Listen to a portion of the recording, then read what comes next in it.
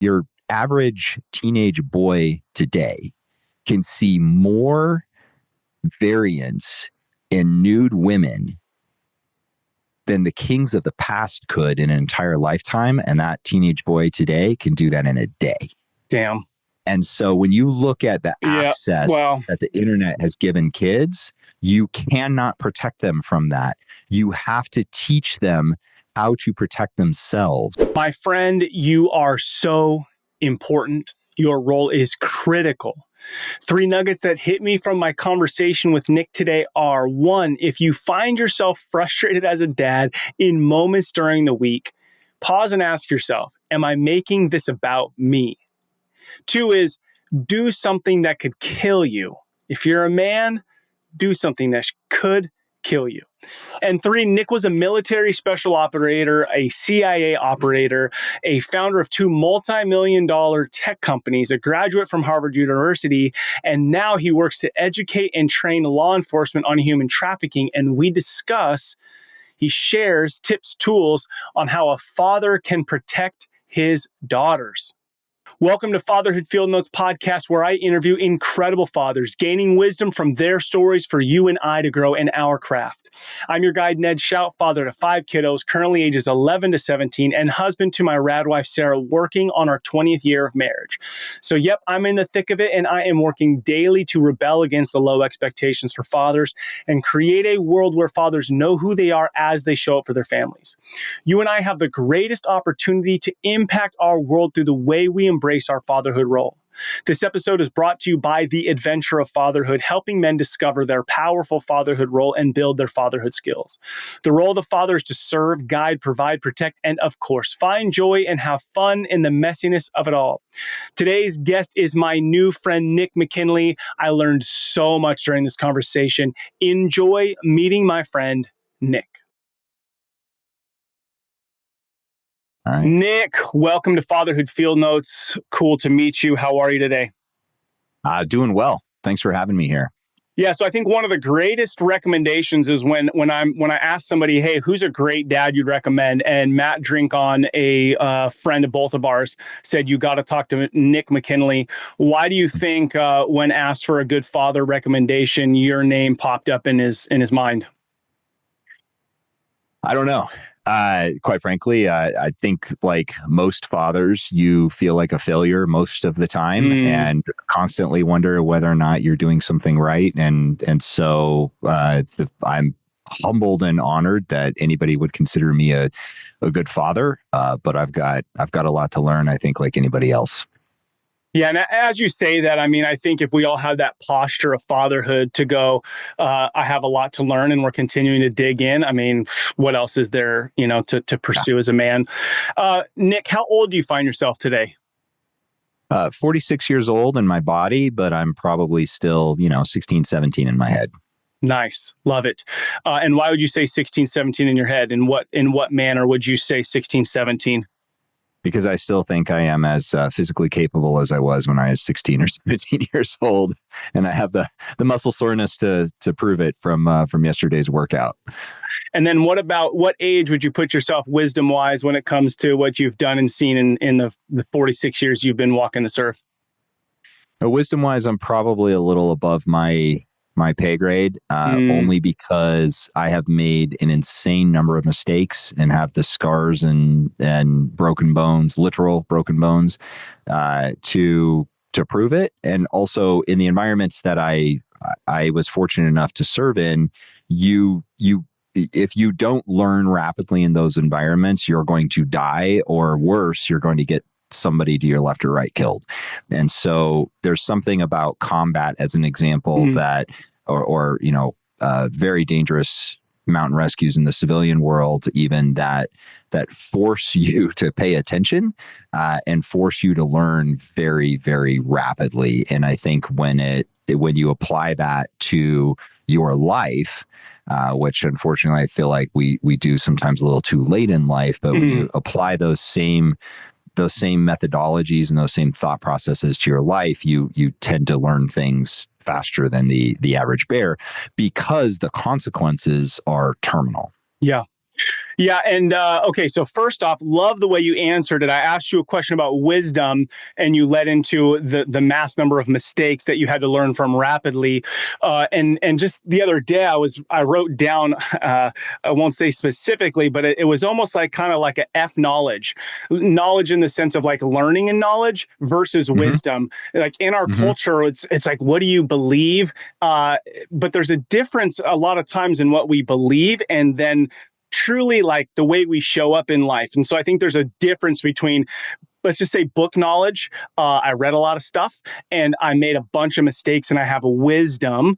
And so I just love the way you answered that question, because it was about, I made a bunch of mistakes. I learned rapidly. Now, let me ask you this, and I know we're going to get into what you did or what you do, but for a lot of men, they're not so aware of the immediate consequences, right?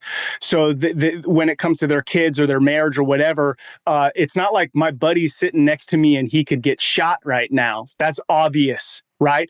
But Mm-hmm. is my actions in this moment leading to me being married to this woman or my kids wanting to share their life with me 10 years from now? Talk to me about understanding the long-term consequences versus those immediate ones. What comes up for you? So I was too hyper focused on being a good operator, on being a good shooter, on being a good team member.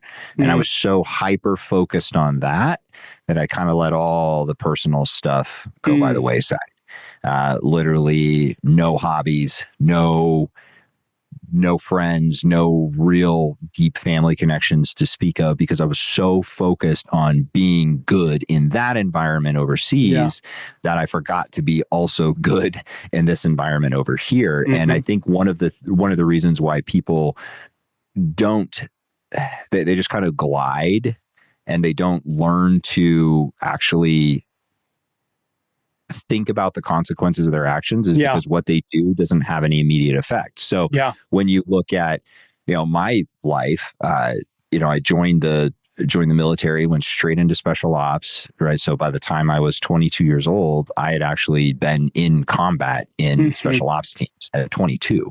Yeah. And so I didn't think, and my two closest friends had already died.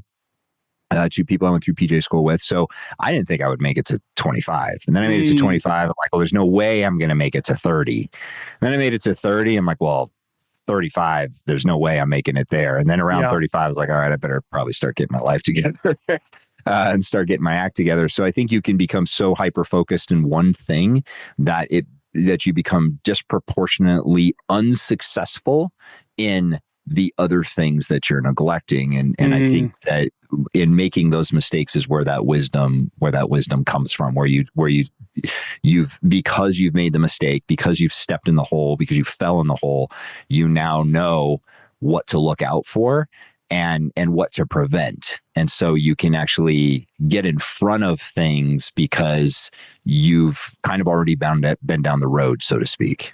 Yeah. Yeah. Good. I think if we would step into our opportunity to make mistakes and then learn from them, especially in the realm of fatherhood, it would help us long term. Nic, how many years you been married? Coming up on 8 years next week. Love it. Nice, man. Yeah. And then how many kiddos do you have? I've got 3, one from a previous marriage and 2 in my house right now. Okay. And how old are the kids? 4 and 6. Nice. So yeah, we're in the thick of it. Part of the reason why I got to cut this short is got to go pick them up from school. Hey, I hear you. And then where do you guys live as a family? Like what state do you live in? We live in Whitefish, Montana. Okay. Which is closest thing you're going to get to heaven this side of heaven. Love it. Yeah. Love it. Where everybody wants to live now because of Yellowstone. Yes. But I tell people that, the reason our population is so small is if you've seen Yellowstone, Yellowstone is basically a follow documentary. So, if you can't handle yourself in a AR-15 gunfight, at 2:00 in the afternoon on a Tuesday, you probably shouldn't move to Montana. Love it. Now you kind of led to it a little bit, some of your past, and I want to ask you some fatherhood questions, but to help people understand what it is that you do for a living, provide value for the world, give us a couple minutes of what it is that you do. So I've currently got a number of different companies. The one that I'm known most publicly for is actually a nonprofit called DeliverFund. We are a counter human trafficking nonprofit. So we provide intelligence and tech and data to over 450 law enforcement agencies and training, over 450 law enforcement agencies across the United States to help these law enforcement officers get to the bottom of the human trafficking issue. We also work with publicly traded banks and industry partners in hospitality and transportation and fintech and insurtech in order to kind of help everybody participate in the fight against human trafficking. So that's one thing that I do. Am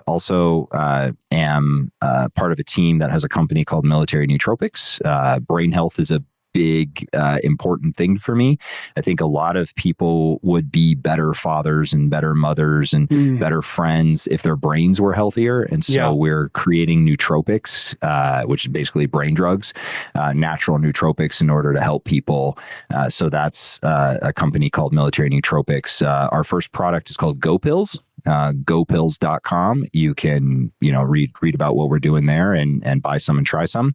And then I also have a data company where we're focused on illicit commodity data, and then I work with venture capital firms as a strategic advisor as well. So my life is insanely busy. Yeah. And most people look at my life and they're like, "How could you possibly do that?" I'm used to 100 plus hour weeks in Afghanistan. So this is actually not that big of a deal for me, right? I know how to do lots of different things at the same time, and they're all projects that I'm very passionate about because they're helping to move the needle on societal issues that when we move the needle in the right direction, it actually makes us all better. Yeah. Yeah. Man, I would love, I have more questions, but just out the gate, because, we know dads don't always, finish the whole podcast. I want to get right now from you, when I asked you at the beginning, what's the most important thing you'd want to share with dads, you made a statement to me. And so I'd like you to bring that statement up and then give some dads some tools, some awareness as they, lead their families well and learn to protect their daughters. So this kind of comes into not only my counterterrorism background, but it's taking that counterterrorism methodology and applying it to the fight against human trafficking. And what we've learned from that is that the biggest threat that daughters have right now, and I'm talking right now as they listen to this and these words go in their ears, is their daughters having access to the internet. That is it. When you look at the data, the National Center for Missing and Exploited Children is probably the best data that we have.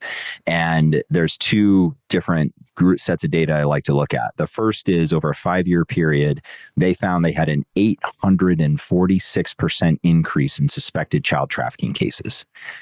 Think about how big that number is. So break that down. What do you mean by that? So in a 5-year period, it increased by that much if they had access to the internet, or that it just increased by that much overall in the United States? It did increase by that much overall in the United States in 5 years. Wow. 846% increase in suspected child trafficking cases. The reason why is smartphones, broadband connected microcomputers that give predators access to every bit of prey that also has access to a smartphone, has access to the internet, right? It used to be in the old days, and probably most people listening to this podcast, that there was the creepy guy on the wrong side of town. Parents kept you away from the creepy guy. That's how you protected your kids. Now, with internet connected technologies, we have given the predator, the creepy guy on the other side of town, access to every child in America. So that's the biggest threat. And what that turns into is, most parents, when you think human trafficking, they think, the white van with free candy painted on the side that's going through their neighborhood that's going to abduct their child. That's not the way it works anymore. When you look at the data on child abductions that comes from, again, the National Center for Missing and Exploited Children, in 2022, 0.0001% of those cases were stranger abductions, which, to put it within margin of errors that allow people to kind of understand what we're talking about here, it means your child has roughly the same chance of getting struck by lightning as they do being abducted by a stranger. So it's not that it's not a threat, it's just it's not the predominant threat. When you look at that same data, 92% of their cases of the National Center for Missing and Exploited Children's cases are what they call endangered runaways, which is a fancy way of saying a predator contacted the child online, groomed them over a period of weeks to months to sometimes even years, and convinced that child to run away from their parents, to run away from their caregivers into the arms of somebody that they thought was going to take care of them, but instead exploits them. So and one of the things I think it's extremely important. So I'm 46 years old, right? So I'm right on the cusp of the people who grew up without the internet.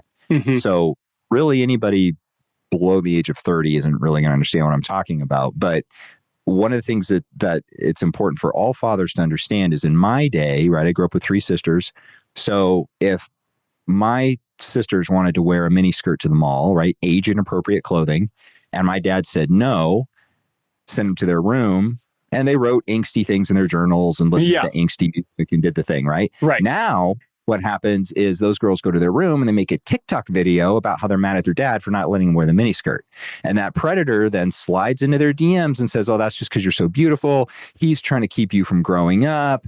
Let me send you an Amazon gift card, and starts trying to essentially fill the God-sized hole in their heart and try to tell them all the things that they want to hear, and then manipulates them into sending a photo that they regret sending, and now starts extorting them based on that photo, or just continues to manipulate them and drives a wedge between the daughter and the dad. And now suddenly the dad doesn't know what's going on, and it's because of what's happening in that phone. And it might not even be the phone that he gave her. It might be a phone that she got from a friend or bought from a store that he doesn't even know about. Yeah. That's the threat. What's the average age of the girl? 12 to 14. Yeah, like such a freaking prime time where that girl needs their dad so much. So what are a couple tips that you give dads on what are some tips you give dads? So the number one way to prevent your daughter, and this does happen to boys, it's less likely to boys, but it does happen to boys too. The number one way to prevent your children from becoming a victim of human trafficking is to be a good dad. That's it. You be a good dad, be present, and just be a good dad. The second is to talk with your kids about the dangers of the internet and help them understand that you're a safe person to report to. And if your children do something stupid, like we have all done, thank God cell phones and cameras did not exist when I was a young teenager, because there's no evidence of the things that I did. Right. The teenagers today have to exist in a state of the world that no teenager in the history of the world has ever had to deal with. Yeah. Right. Your average teenage boy today can see more variance in nude women than the kings of the past could in an entire lifetime. And that teenage boy today can do that in a day. Damn.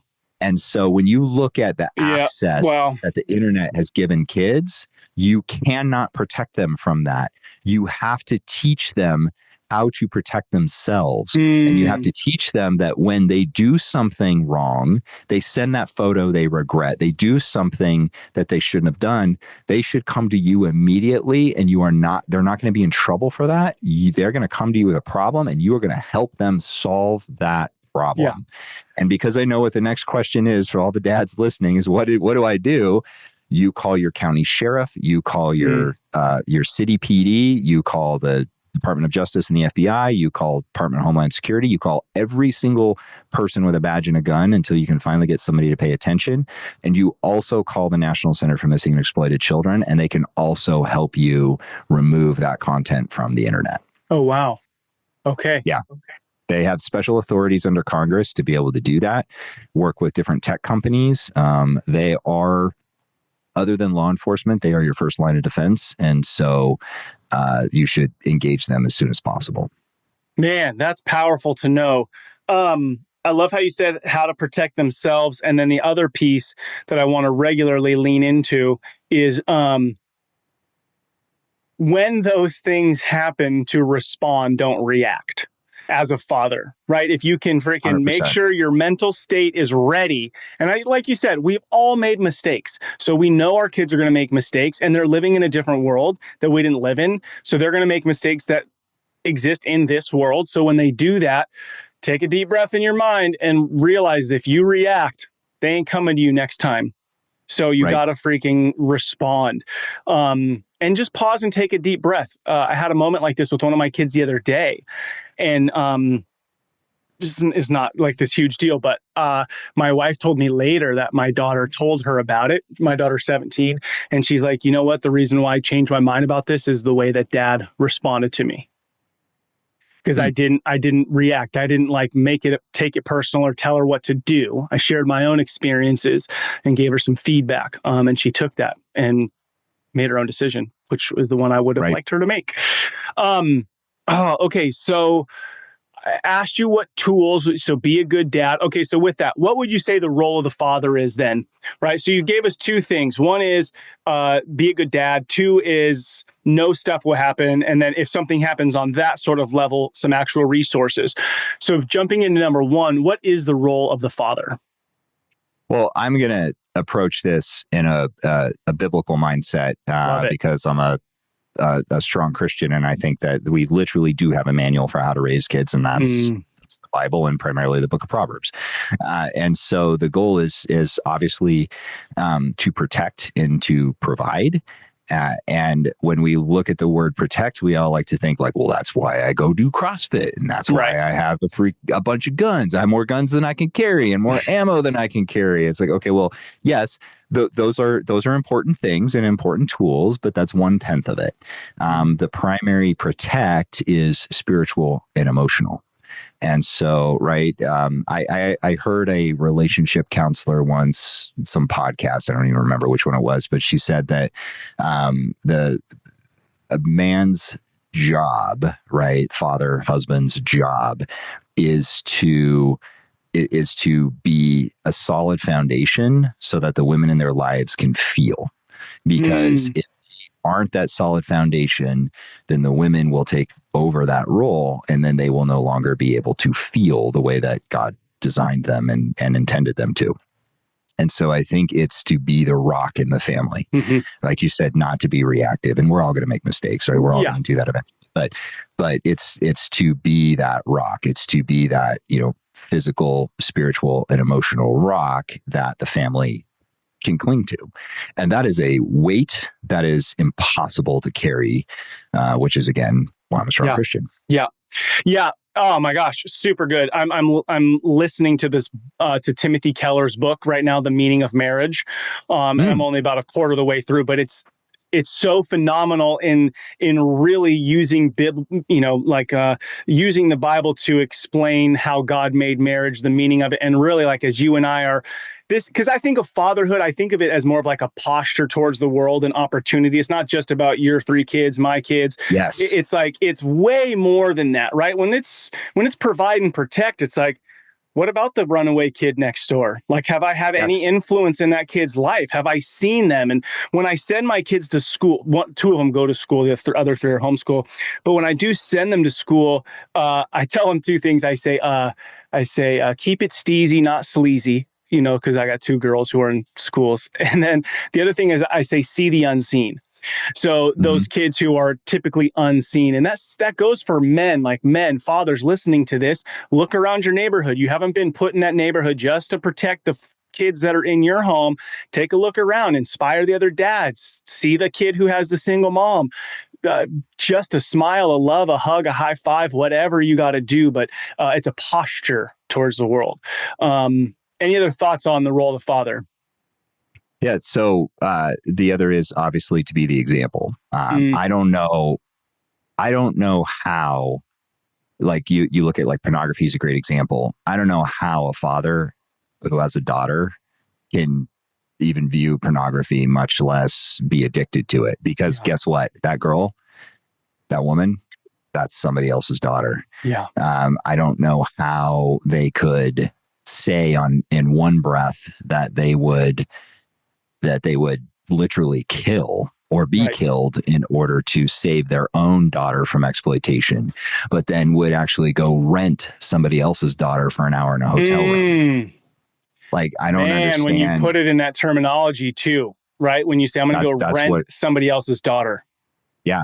How they can sit there and, watching their Dallas Cowboys, play on the screen, and then sit there and make crude comments about Dallas Cowboy cheerleaders when their daughter and their son are sitting right there. So it's to be the example. Oof. And, I have a problem with our modern culture and the screens that we're tied to. Like, I see a surfboard in there behind you. That's a high consequence sport, right? And that's the kind of thing that I believe men are supposed to do. Men are not supposed to be sitting and watching football. Men are supposed to be doing things that can get you killed. Take up skydiving, take up surfing, take up ice climbing, take up motorcycle riding, take up archery, take up, go do something and set that standard and set that example so, go to the gym, like actually set the example of what your children should become and what you want them to become, as opposed to what we have as a bunch of buttersoft men in skinny jeans who are raising daughters who don't know the proper role of men, and then also raising sons who don't know the proper role of men. And so then the masculinity, right? People talk about toxic masculinity. There's no such thing. It doesn't exist. There are people with masculinity who are toxic.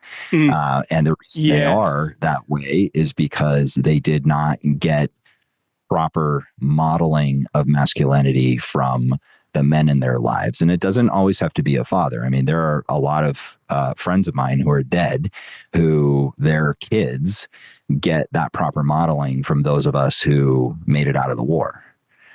So it doesn't always have to come from the father, because sometimes the father isn't there. Sometimes the father isn't there for reasons outside of their control, or because of wars, or because of whatever. So it's the community of men that are supposed to raise the community of men. And I think it's really important. So like, I like my son, I'm very, very protective of who I allow my son to be around. But the other men that I allow my son to be around have just as much authority to discipline my child. Now, it makes them feel weird, so they obviously don't, but discipline my son as I do, because I want them to see that this is not just my dad who acts this way. This is the way that men are supposed to behave. Men are supposed to act. Yes. Okay, so I want to back up to a statement. So I wrote this quote down so I could use this as a quote from you. Do something that could kill you. So as a man, okay, you're 46, I'm 40. I think about King David. He freaking stopped going to war, sleeps with Bathsheba. Okay? Yes. Yeah. So, but to what level is it like, Ned, you've got 5 kids. Do not get a motorcycle. Okay. So as you talk and think about men 45 to 60, okay. Sure. What does that look like to do something that could kill you? Well, I'll just leave it at that. What does that look like to you? So I think when it comes to those types of things, there's a difference between doing something that can kill you and doing something in a way that is going to kill you. Right? My guess is, So great example is, I love to rock climb. I love to ice climb. I don't rock and ice climb with other men who don't have kids. Because the way that you make decisions when you're by yourself is very different. Yes. That's part of fatherhood, right? Is you make different decisions. I don't ski off of cliffs the way that I used to, right now that I have kids. So there is that protect and provide means I'm still going to go do things. I'm still going to go ski. I still might take a small cliff here and there that, but for the most part, I'm not going to push the envelope the way that I used to. It's calculated. Differently. Yes. Very, very, very calculated. But I'm also not going to let the chance of getting hurt keep me from setting a good example for my kids, because you also can choose to be, the butter soft man in skinny jeans in a Prius and get T-boned by, an F-350 pulling a horse trailer up here in Montana and killed that way. So to me, it's about modeling the behavior you want to see and modeling the behavior that you want to teach your kids, and telling them does not do near as much as showing them. So one thing I just love to get your, some a little input on is, I don't want men to hear, hey, it's softball night or it's ski day, I got to go do this and doing it kind of with a selfish twist. That's not what you're saying. So talk to me about that. It's like making it a priority, but it's not, the hobby's not more important than the family. A great example is my wife is currently stuck on an airplane. Hence the reason I got to cut short and I got to go pick up my kids. That means I'm going to miss my gym time that I would normally have. Well, I've got a garage gym. So guess who's going to be in the garage gym with me? My kids. Kiddos. Right. I PT with them every single morning. Granted, it's only for 10 minutes because, 4 and 6, there's only so much they can do. And I don't want habits though. But to them, that's what right looks like. That's normal. They see now. They see me on a motorcycle. I don't ride motorcycles on the street just because, I think that's a little more risk than I want to take on. But they see me on a motorcycle, riding responsibly. They don't see me, doing massive backflips and things like that because, one, I can't do that stuff. But two, they see me acting in a responsible manner, but they still see me doing stuff. And I think that is what we have lost in the modern culture is so many men don't do things. And no, sitting in your basement playing a video game is not doing something. There's nothing wrong with that. If that's like your personal thing that decompresses you. And I do think that modeling that decompression behavior is really important, because too many times as fathers, we can take it the other way, to the other extreme. And I've done this where it's just like, it is all family all the time. And I don't need anything as a human. I don't need anything. I will eat beef and broccoli and sweet potatoes for every single meal. And I will pour every single second into everybody else around me. And it was a friend of mine, this guy, Patrick Bet-David, told me, he said, Nic, when you help everybody else build their Lego castles and you give everybody else your Legos, you're left with no castle and no Legos. And so there is something about fatherhood that is, I think, shall we say, counterintuitive, and that you do have to put on your own oxygen mask first. That's a great example. Yeah. You cannot. You're not going to be able to show up for them if you're freaking passed out. Right. You cannot. You can't pour from an empty cup. You can't feed the world if you're starving. There's so many different analogies you can use, but that goes into your own family too. And so I got to a point. I've got some pretty severe traumatic brain injury from the wars. And I got to a point where I was not properly taking care of myself. And that put me in a position where then I could actually no longer take care of my family. So I had to get that corrected. It's part of the reason I'm very into the nootropic space and why I want to help other people get in front of that. And so it's that keeping yourself strong, keeping yourself healthy, so that you can be there for the people in your life. And that might mean taking the occasional motorcycle ride, going skiing, going climbing, doing whatever it is that you do. But I do think it should be doing something, because in the modern age, it could be, sitting down, picking a guitar. But in the modern age, I see grown men, many of whom are man-children, who are more interested in video games than they are in spending time with their wife, or more interested in video games than they are spending time with their young daughter. And then they wonder why things are going off the rails, and they just become basically fat, dumb, and a perception of happy. And that is not the way that God designed us to be. Right. Yeah. We're like chasing happy moments versus living a life of joy, which is very different. Yeah, we're chasing dopamine instead of purpose. Yeah. Okay, we have a few minutes left. Before I ask a couple fatherhood questions, any last thoughts you didn't share on either the role of the father or thinking back about dads protecting their daughters and having awareness around social media, phones, etc.? Last piece would be number one risk factor for kids is fatherless homes. I don't care if that's joining a gang or being trafficked or being exploited in any way. So fathers, before you think about walking away. Now, if your hand is forced and that it is done to you, do your best to fix it and do your best to be there for that kid. But otherwise, if you think about walking away, like you say, you'll sacrifice anything for your children, prove it. Prove it. Love it. Okay, let's jump into a couple questions. What's something, okay, so you have a 4 and 6-year-old, 46, very disciplined life, military, etc. What's something that you may have been very black and white on, or let's say stuck in your ways as a man? You know, us men can get very into our routine.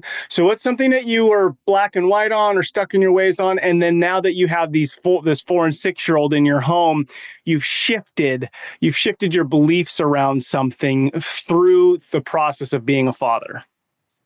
Anything come to mind?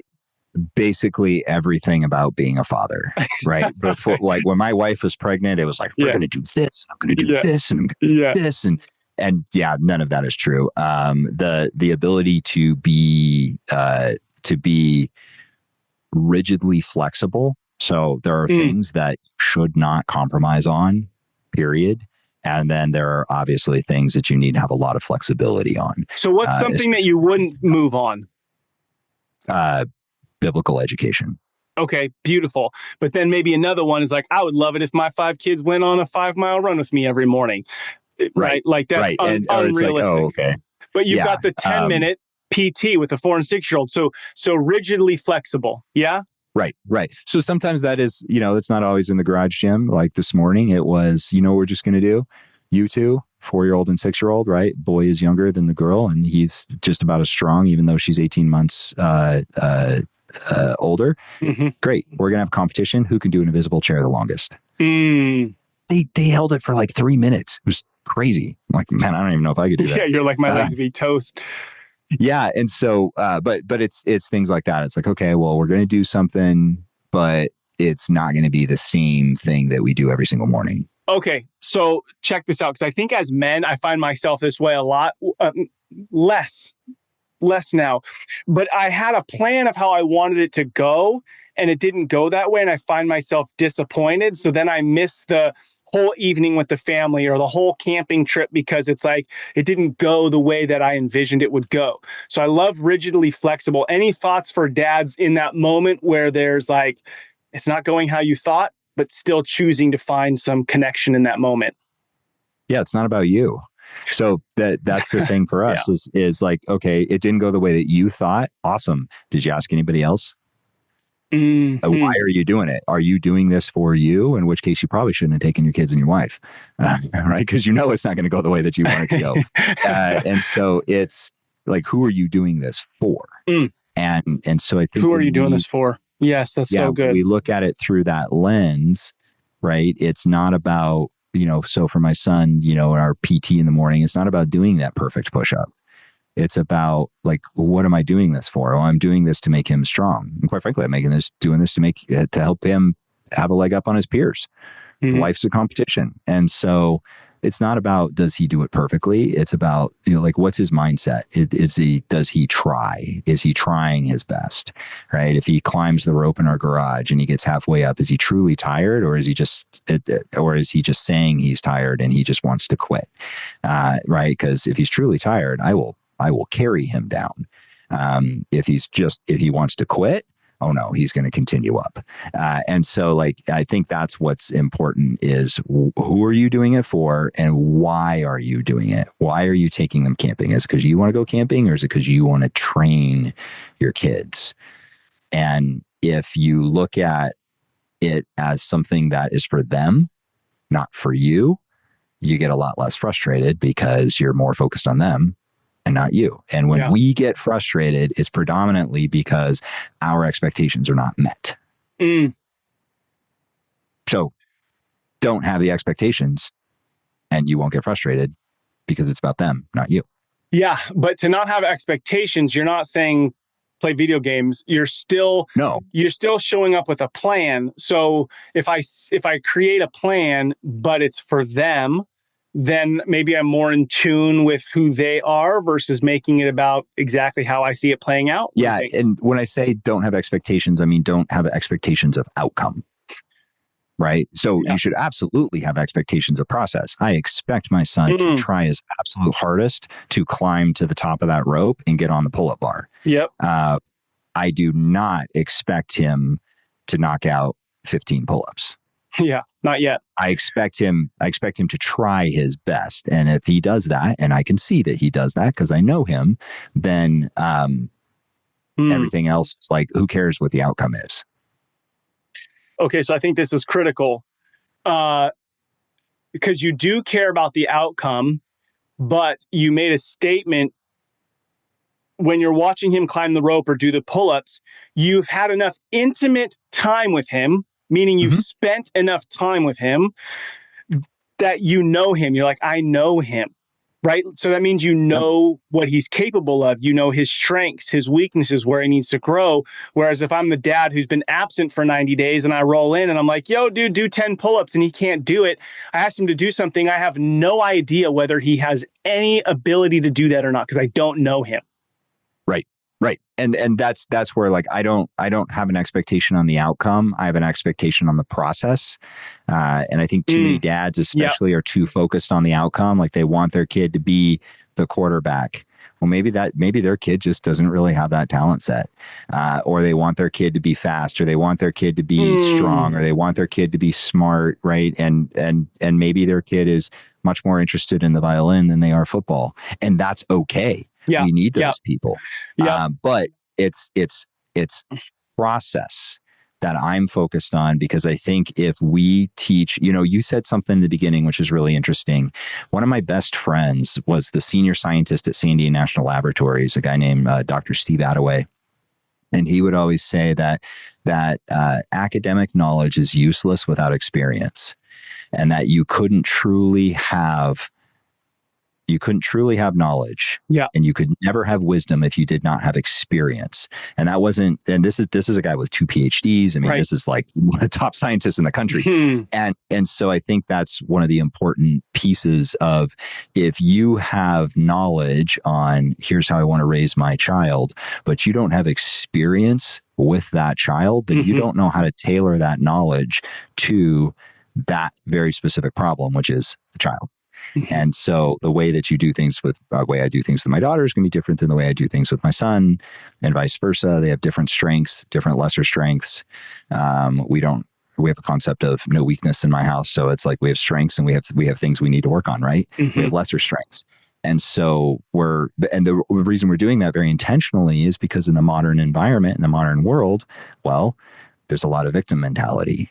So we're basically teaching them from day one. That's something you and I probably didn't really have to deal with growing up. Our parents weren't worried about whether or not we were going to become victims. Right. We have to worry about that today.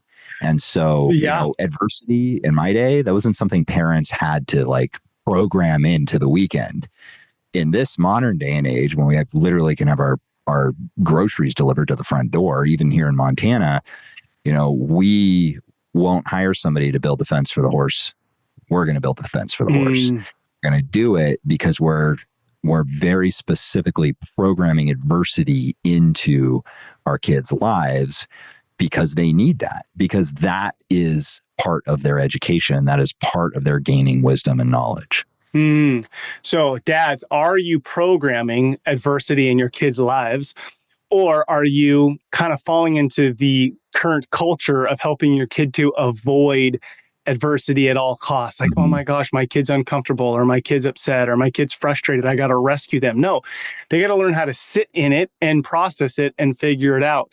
And I've been learning that even better with my own kids.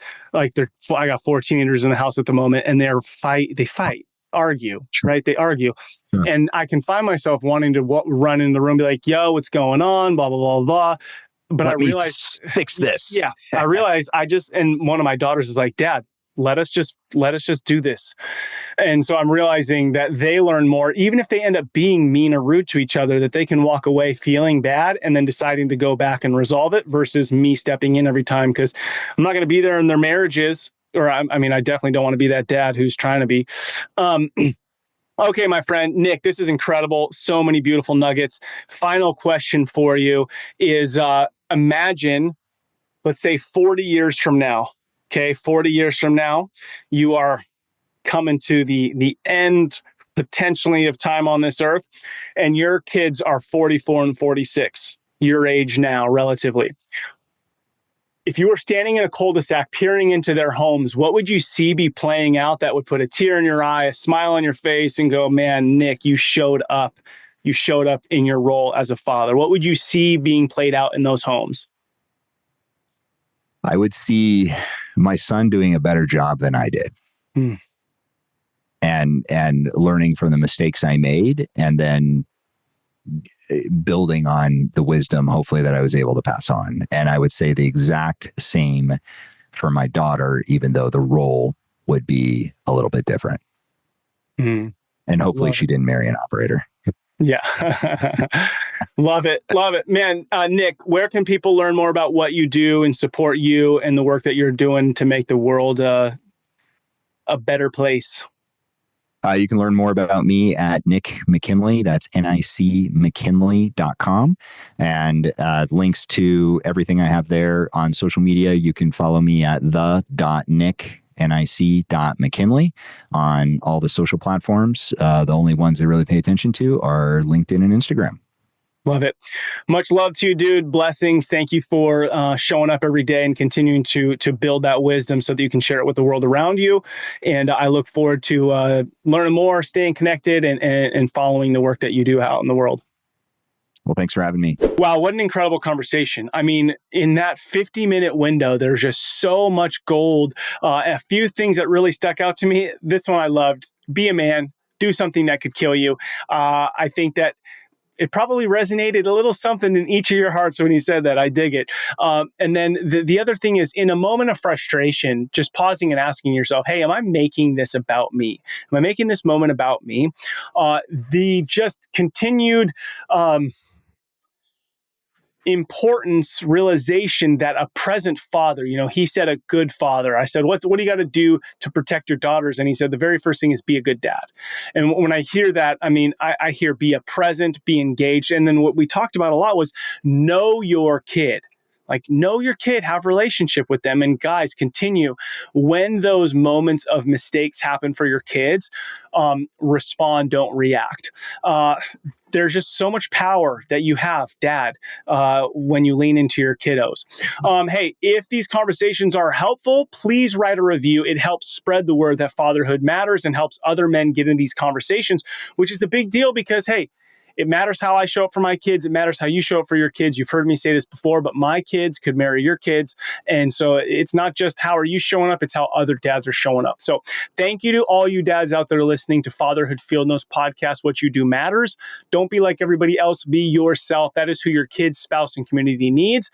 This is your guide, Ned. Shout together. Let's rebel against the view that fatherhood has little impact and create lives engaged in mastering the craft of fatherhood. I look forward to hanging out with you next time.